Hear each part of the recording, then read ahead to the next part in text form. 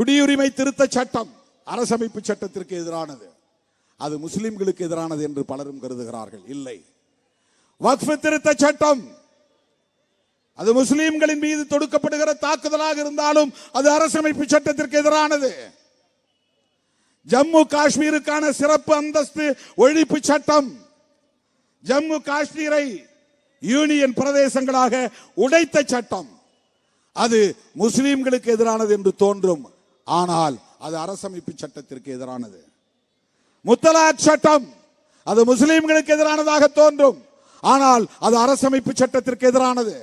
ஏன் திருமாவளவன் எல்லாவற்றிலும் மூக்க நுழைக்கிறான்? முஸ்லிம்களோடு நெருங்கிய தொடர்பில் இருக்கிறான். முஸ்லிம்கள் பிரியாணி தருகிறார்கள். அட மூடர்களே, நான் பிரியாணியை சாப்பிட மாட்டேன் 30 ஆண்டுகள் ஆகிறது. அது எவனுக்கும் தெரியாது.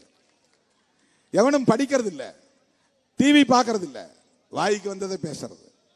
வேங்க வயல்ல என்ன செஞ்சாங்கிறான். 3வது நாளே போராட்டம் நடத்துறவன் திருமாவளவன் 5000 பேரை திரட்டி. அடுத்த 2 வாரம் கழிச்சு நாடு முழுதும் போராட்டம் நடத்தின இயக்கம் விடுதலை சிறுத்தைகள் கட்சி.